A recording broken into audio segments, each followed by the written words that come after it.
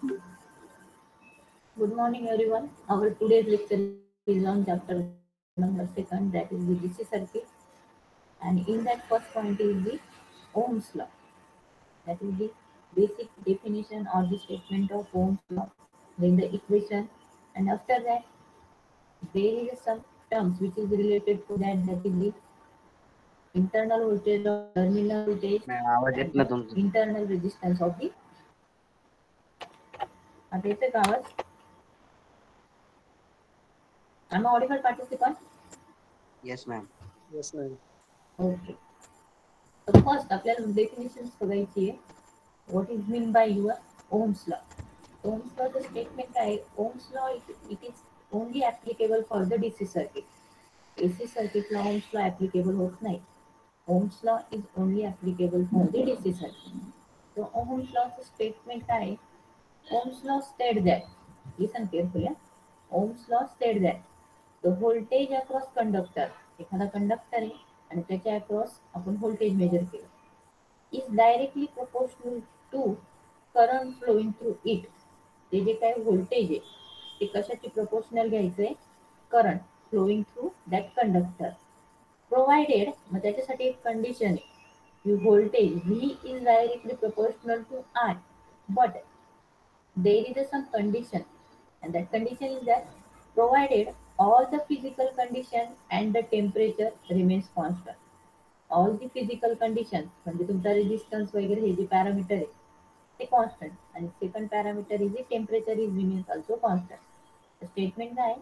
Ohm's law state that the voltage across conductor is directly proportional to current flowing through it, comma, provided that all the physical condition provided all the physical condition remains all the physical condition and temperature remains constant. Statement समजलंय सर्वांना? Participant Ma'am, statement clear झालंय? Okay, ठीक आहे. मी तुम्हाला याच्यावरती ते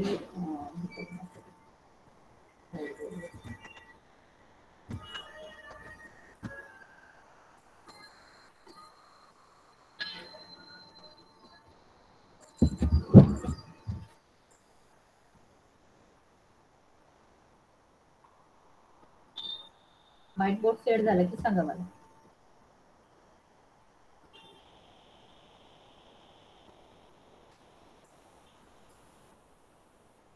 दिसतं white board पण? no, ma'am. चेक करा.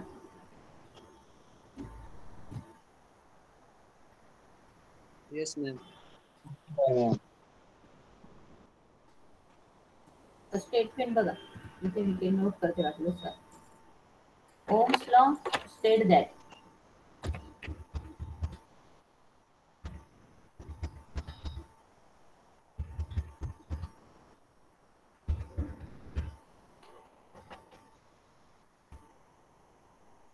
Ohm's law state that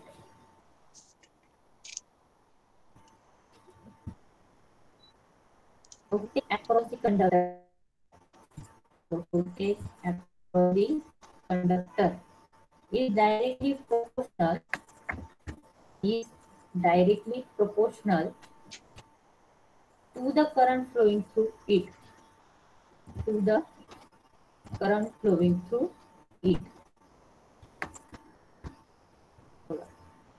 The voltage across the conductor is directly proportional to current flowing through it. हा ऍक्च्युअल तुमचा इथपर्यंत लॉ आहे. But there are some condition. मग त्या कंडिशन काय?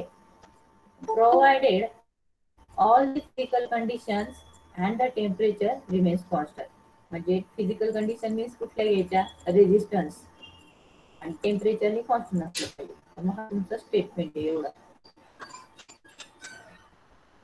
Ohm's law states that the voltage across conductor is directly proportional to current flowing through it, provided all the physical condition and the temperature remains constant. Clear? Statement done झालंय का सर्वांचं? Yes, ma'am. Note करून घ्या हे statement. Clear? Then According to that statement, we can write. मी white board वरती share करते. V is directly proportional to I. V is directly proportional to I. But आता जर आपल्याला प्रोपोर्शनॅलिटीचे साइन जर रिप्लेस करायचं असेल तर is equal to constant parameter घ्यावा लागेल. तो आपण रेजिस्टन्स कन्सिडर केला. V is equal to constant parameter R into I.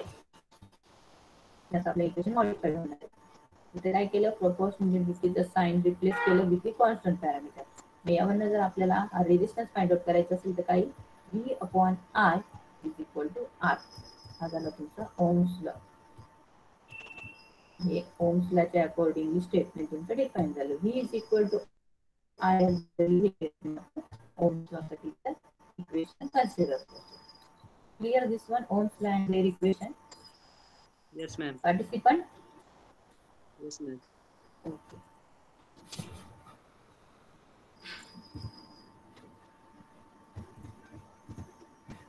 Ohm's law statement आणि त्याच्यावरचे न्यूमरिकल्स जर समवॉट विचारले, सपोज एखादा सर्किट आहे, त्याच्या बॅटरी सोर्स 3 व्होल्टचा आहे आणि त्यामधनं फ्लो होणारं करंट 0.5 एम्पियर आहे, तर टोटल रेजिस्टन्स किती येईल? मग इथे कॅल्क्युलेट करा वाटलं तर करंट किती घ्यायचं आहे. I इज इक्वल टू समजा 0.5 value, I is equal to 0.5 6. करंटची व्हॅल्यू आणि व्होल्टेज दिली 3 इज इक्वल टू 3 व्होल्ट दिले, तर करंट किती, तो हा किती येईल? मग रेजिस्टन्स 3 डिवाइड बाय 0.5 किती येईल? मग आन्सर 6. ओके. या फॉर्मॅटमध्ये समवॉट एमसीबीच्या फॉर्मॅटमध्ये पेपर झालं तर एखादं न्यूमरिकल आला तर येऊ शकतो. ओम्स लॉ आणि त्याचे इक्वेशन ही कन्सेप्ट क्लिअर झाली सर्वांची? Yes, ma'am. Yes, ma'am. Okay, then next our concept is the EMF, terminal voltage and the voltage drop. तर मी एक सर्किट ड्रॉ करते, त्यामध्ये EMF कुठला पार्ट कन्सिडर करतो आपण, इंटरनल व्होल्टेज ड्रॉप कुठे कन्सिडर करतो आणि टर्मिनल व्होल्टेज कुठे इंडिकेट करतो, हे सगळे पॅरामीटर त्या सर्किटवरती मी तुम्हाला ड्रॉ करून दाखवते.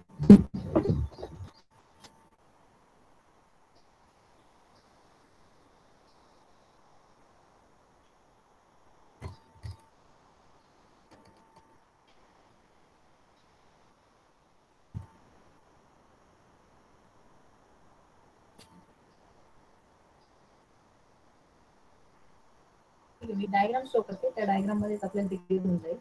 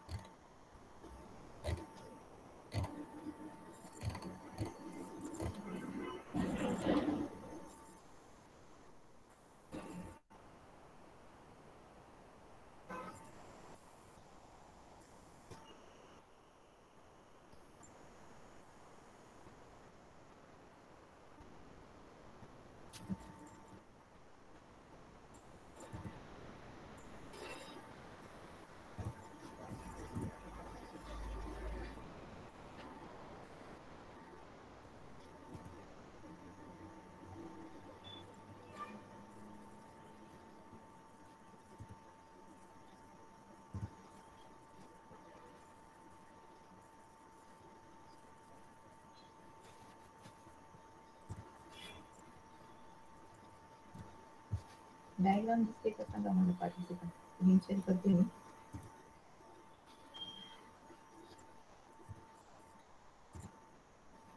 डायग्राम दिसते पार्टिसिपंट?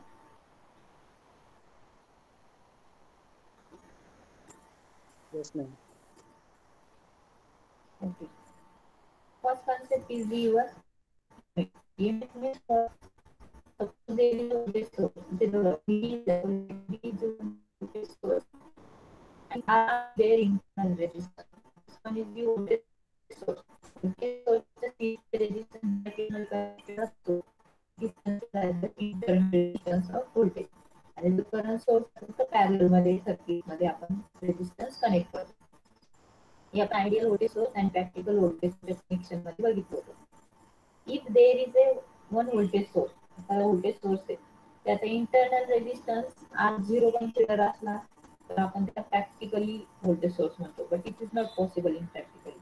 त्यावेळेस आपण काय म्हणतो की त्याचा जर इंटरनल रेजिस्टन्स सिरीज मध्ये कनेक्टेड असेल तर या इंटरनल रेजिस्टन्स करंट फ्लो. आणि त्या केसमध्ये voltage source along with their internal resistance and there is no flowing of any current. बघा सेकंड डायग्राम मध्ये हा करंट फ्लो होताना दिसतोय आहे, बट फर्स्ट डायग्राम मध्ये करंट फ्लो होत नाही, फक्त कनेक्शन आहे.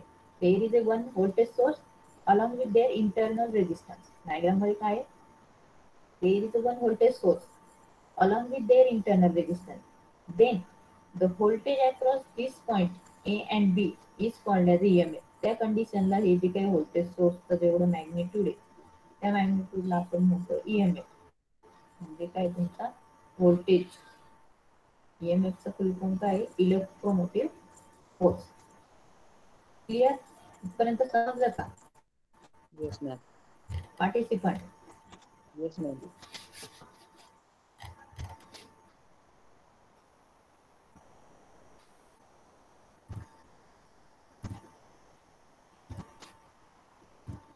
EMF चे डेफिनेशन काय?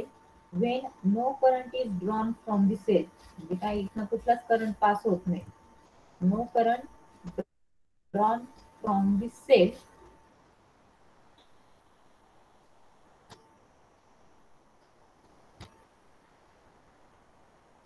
no current drawn from the cell. The potential difference between the terminal of the cell is called as a EMF. मग त्यात जो काही पोटेन्शियल डिफरन्स आहे टर्मिनलच्या across, when no current is drawn from the cell, when no current is drawn from the cells, then the voltage across the terminal of the cell, हा जो battery आहे टर्मिनलच्या अक्रॉसचं जे व्होल्टेज आहे आपण काय म्हणतो EMF, that is electromotive force. हा काय your EMF in this circuit आहे. कळालं? EMF means what? Yes, ma'am. आपण टर्मिनल व्होल्टेज, EMF आणि इंटरनल रेजिस्टन्स या तिघांचे नोटिफिकेशन्स आणि त्याची डेफिनेशन्स बघतोय. इंटरनल EMF समजला का? म्हणजे ज्यावेळेस फक्त तुमचा व्होल्टेज सोर्स आहे आणि त्याच्यासोबत तुमचा इंटरनल रेजिस्टन्स कनेक्टेड आहे त्यावेळेस जे व्होल्टेज तुम्ही मेजर कराल त्या व्होल्टेजला EMF म्हणतात. समजलं का? Yes, ma'am.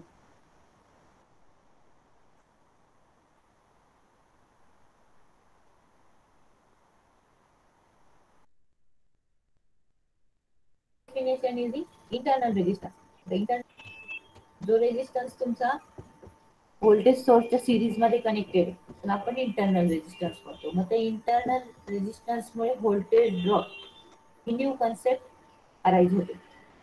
Voltage drop means काय? सेकंड डायग्राम मध्ये इंडिकेट केले बघा.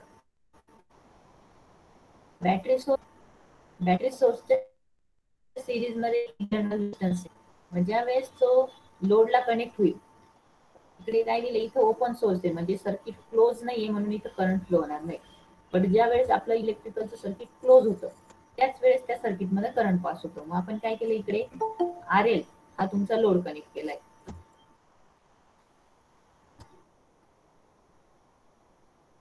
RL काय तुमचा लोड कनेक्ट केला. RL लोड कनेक्ट केल्यामुळे या सर्किट मधनं काय फ्लो व्हायला सुरुवात होईल? करंट फ्लो व्हायला सुरुवात होईल.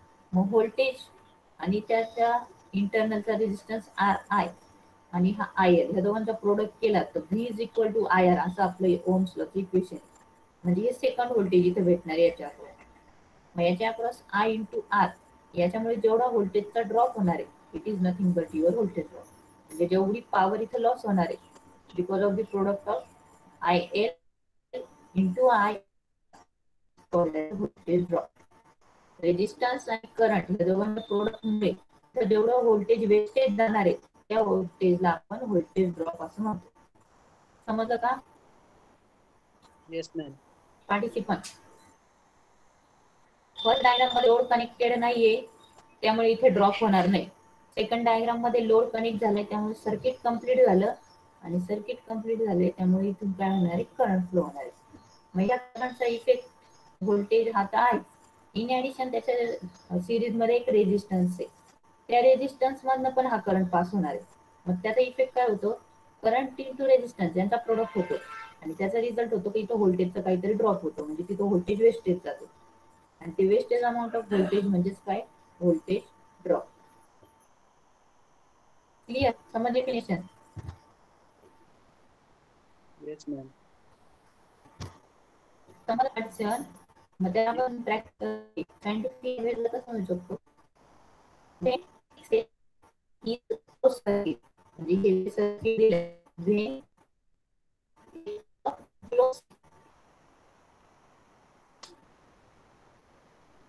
the current flows through the circuit. मग तो सर्किट झाल्यामुळे सेकंड काय होतंय current through the circuit.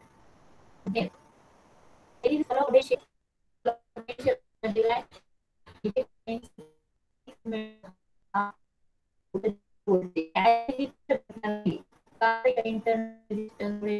काहीतरी म्हणजे फॉल होतंय. There is a follow potential across the terminal of the resistance cell and that potential drop is called as potential drop. म्हणजे या व्होल्टेजचा जो ड्रॉप इथे झाला त्यालाच आपण काय म्हणतो व्होल्टेज ड्रॉप किंवा पोटेन्शियल ड्रॉप.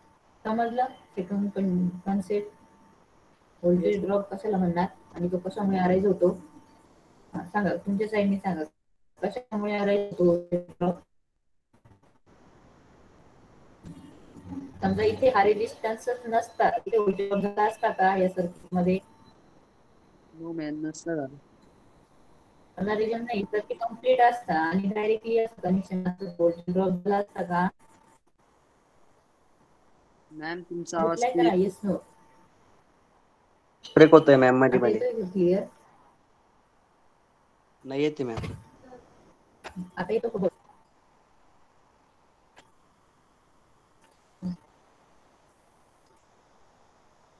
आता चेक करायचं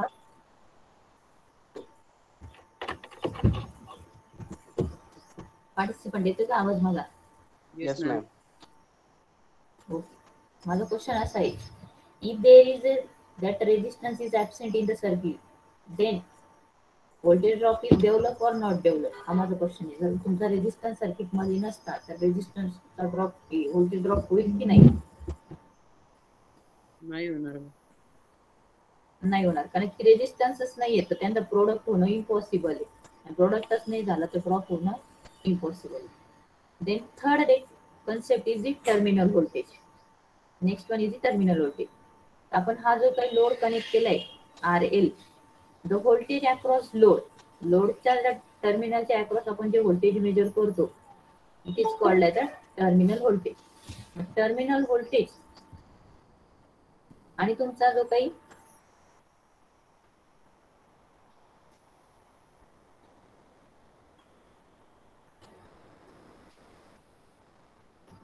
टर्मिनल व्होल्टेज आणि EMF ची व्हॅल्यू इक्वल कोणत्या केस मध्ये येईल कोणी सांगू शकेल का?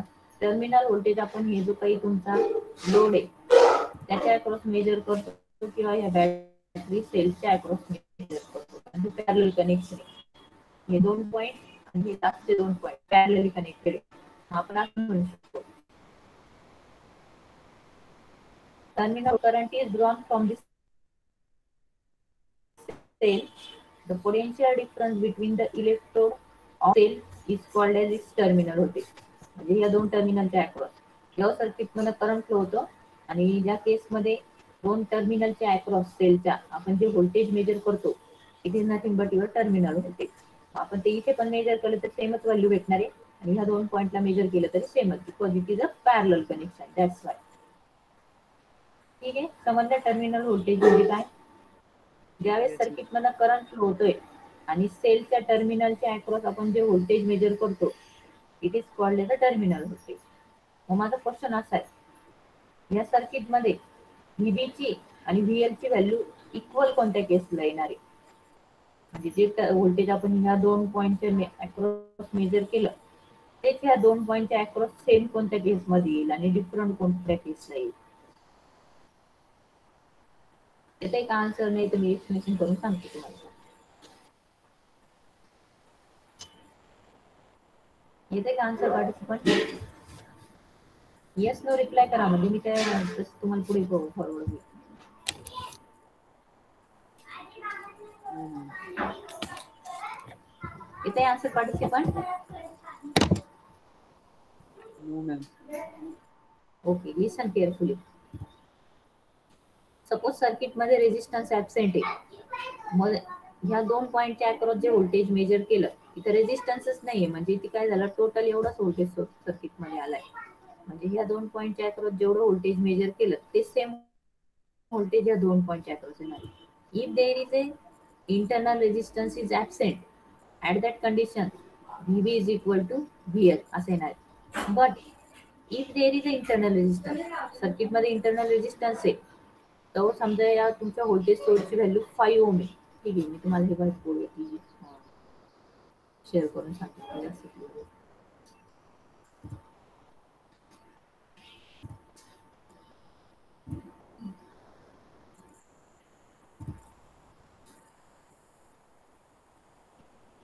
व्हाईटबोर्ड दिसतो पार्टिसिपंट? No. Yes, ma'am.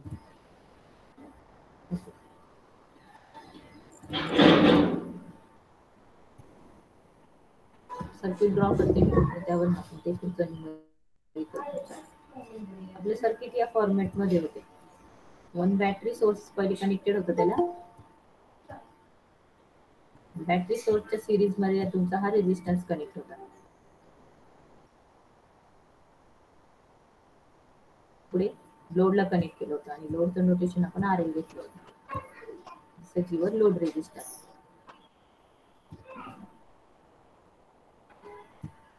हा बॅटरी सोर्स तुमचा VB कन्सिडर केला होता. इंटरनल रेजिस्टन्स R ने डिनोट केला होता आणि तुमचा हा RL होता, लोड रेजिस्टन्स, आणि याच्या अक्रॉस आपण इथे टर्मिनल व्होल्टेज VL दाखवलं होतं.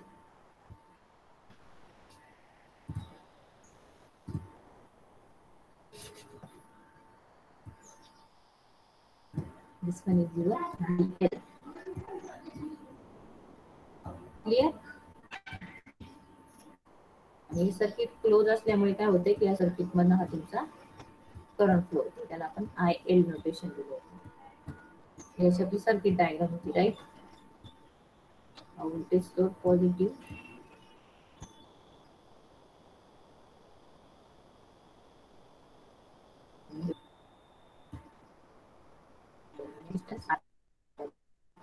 Internal resistance. Clear? Circuit diagram अशी ड्रॉ झाली पण ते अंडरस्टँड झाले सर्वांना? Yes, ma'am. Participant? Yes, ma'am. Then माझा क्वेश्चन असा होता तर VB आणि VL ची व्हॅल्यू इक्वल कधी येणार आहे? सपोज सर्किट मध्ये हा रेजिस्टन्सच नाहीये तुमचा, इंटरनल रेजिस्टन्स, तर तो इरेज झाला तर हे प्लेन सर्किट होणार.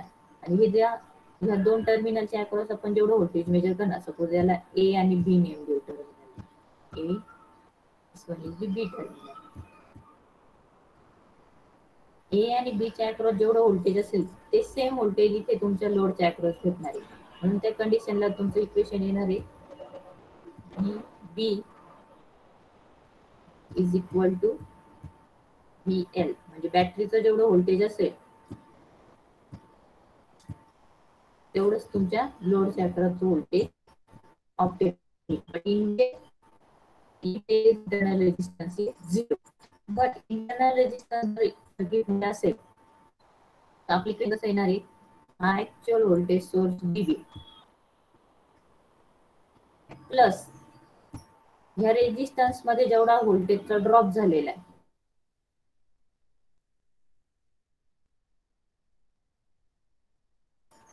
voltage drop is RI, internal flow होणारा current IL is equal to तुमचं हे जे काही टर्मिनलचं व्होल्टेज VL हे असं देतो. म्हणजे ज्यावेळेस आपण बॅटरी सोर्सचं जे व्होल्टेज आहे त्याच्यामध्ये इथे झालेलं व्होल्टेजचा ड्रॉप ऍड करू त्या केसमध्ये इथे आपल्याला लोडच्या अक्रॉसचं म्हणजे या दोघांची ऍडिशन हे दोन पार्ट मध्ये डिवाइड होते. हा फर्स्ट पार्ट एवढा व्होल्टेजचा हा फर्स्ट पार्ट आणि दुसरा हा सेकंड पार्ट. ए आणि बी च्या अक्रॉसचं जे व्होल्टेज आहे ते फर्स्ट या पार्ट मध्ये डिवाइड झालं या पार्ट मध्ये डिवाइड झालं. मग दोघांची ज्यावेळेस आपण ऍडिशन करणार त्यावेळेस आपल्याला टोटल हे जे काही टर्मिनल व्होल्टेज इकडचं लोडच्या अक्रॉसचं ए आणि बी च्या अक्रॉसचं आहे त्याची व्हॅल्यू VL भेटेल. तर ज्यावेळेस हा 0 असेल त्यावेळेस हे दोन्ही इक्वल असणार आणि ज्यावेळेस त्याची काहीतरी व्हॅल्यू असेल तर या दोघांची ऍडिशन केल्यानंतर हे भेटणार. हे समजलं का सगळ्यांना? Yes, this ma'am. One is the voltage drop EMF आणि हे टर्मिनल. क्लियर? Yes, ma'am. असं करता येईल.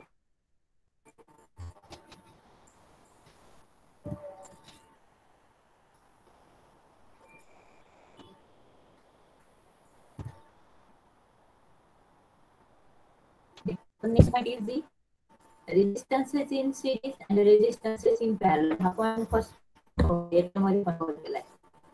आपल्या याच्यामध्ये इक्विव्हॅलेंट रेझिस्टन्स फाइंड आउट करायची मी क्लास. मग इक्विव्हॅलेंट रेझिस्टन्स सिरीज कनेक्शनचा फायदा असेल. रेझिस्टन्सेस इन सिरीज काय फॉर्म्युला आहे सांगा. रिव्हिजन घेऊ टाकू आपण. RS is equal to R1 plus R2.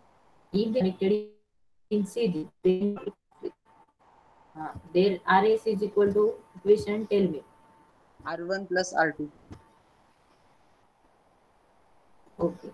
Number of resistances RN पर्यंत कनेक्ट असले तर R1 plus R2 up to the काय येईल मग up to the RN. number of resistance असेल तर त्याला आपण RN असं कन्सिडर करू. आणि if the resistances are connected in parallel, तर the current resistance होईल. हे आपण पहिले चॅप्टरला ऑलरेडी बघितले तो सेम पॉइंट झाला. If resistances are connected in parallel, then their equivalent resistance is obtained by equation. Tell me. Ma'am, RP is equal to 1 upon R1 plus 1 upon R2 plus 1 upon R3.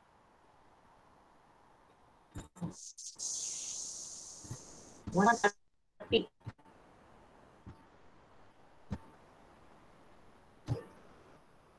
is equal to 1 upon R1 plus 1 upon R2 up to the number of जेवढे रेजिस्टन्सेस connected असतील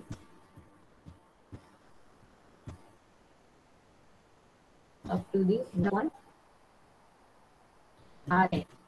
RN म्हणजे number of resistance indicate केलेले. हे parallel रेजिस्टन्सचं equation. हा point clear सगळ्यांना. आपण याच्यावर numerical पण बघितले होते. तर घ्यायची याचे न्यूमरिकल्स अजून काही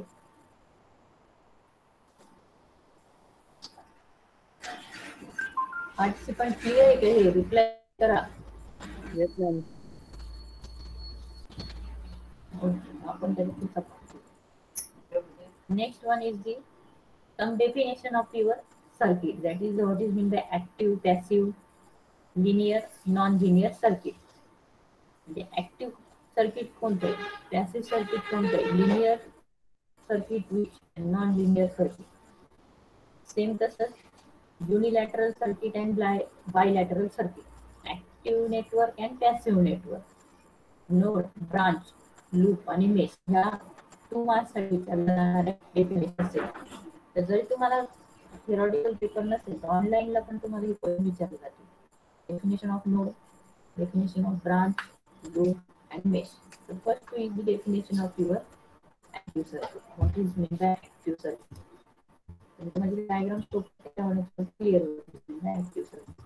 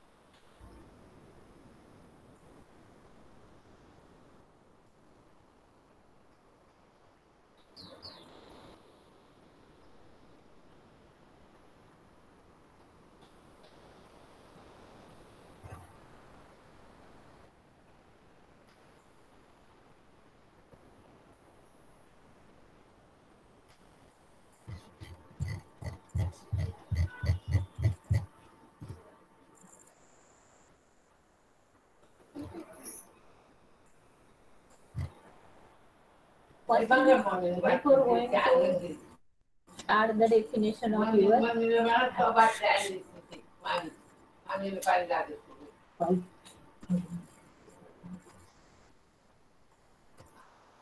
active circuit आणि passive circuit डेफिनेशन स्टडी करण्यासाठी which are the active component and passive component ही पहिली स्टडी करायची. ठीक आहे, तुम्हाला एक डायग्राम शो करते, त्याच्यामध्ये डिस्टिंग्विश दिलेले which are the active component and which are the passive component.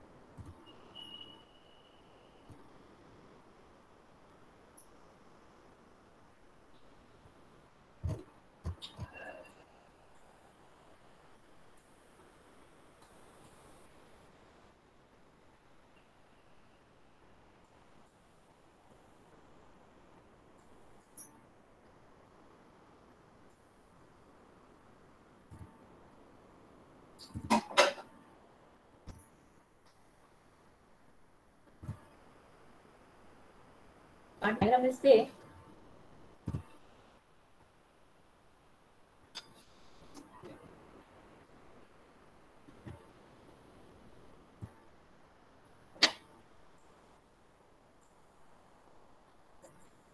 Diagram दिसते स्टुडंट. No ma'am. पॅसिव्ह आणि ऍक्टिव्ह कंपोनंटची डिस्टिंग्विश दिलं दिसतंय. Yes ma'am. Okay. So what is mean by passive component? Passive component that means the capable of operating without an external power source. म्हणजे जे circuits आहे का ज्याला power ही essential नसते working साठी. मग फॉर एक्झाम्पल रेजिस्टन्सला त्याचा इंटरनल रेजिस्टन्स जरी आपण मेजर केला तर तरी तो इंडिकेट होतो. म्हणजे तिथे आपल्याला काही एक्सटर्नल बॅटरी सोर्स वगैरे कनेक्ट करावं लागत नाही. That means the typical passive components are resistor, capacitor, inductor and switches. म्हणजे जे सर्किट आहे का ज्याचं ऑपरेशन हे विदाउट पॉवर सोर्स असतो, म्हणजे ज्या कंपोनंटचं operation without an external power source. The passive component is nothing but it is capable of operating, म्हणजे ते सर्किट ऑपरेट होणार किंवा तो पॅरामीटर ऑपरेट होणार without an external power source. त्याला पॉवर सोर्स दिलाच पाहिजे असं इसेन्शियल नाही, तरी तो ऑपरेट होतो. This is component is called as a passive component. And for example, resistance, capacitance, inductance. It in basic, resistor is the passive component, capacitor is passive component, and inductor is also the passive component. म्हणजे advance मध्ये ऍक्टिव्हची definition आहे. जे circuit जे component operation साठी त्यांना आपल्याला power म्हणून source म्हणून अप्लाय करावे requiring a source of power to operate.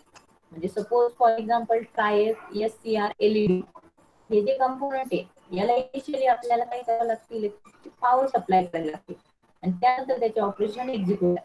The active component is nothing but it requires a source of power to operate.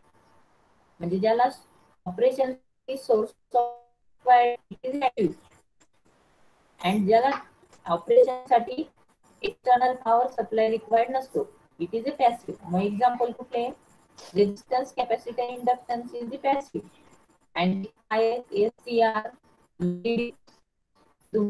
active component. आम्हाला डिस्टिंग्विश काय दोघांमध्ये पार्टिसिपंट Yes, ma'am. म्हणून जर समजले तर तुम्हाला त्याची डेफिनेशन पण समजेल ऍक्टिव्ह सर्किट आणि पॅसिव्ह सर्किट. ठीक आहे, पण जी डेफिनेशन आहे ऍक्टिव्ह आणि पॅसिव्ह सर्किट पण समज.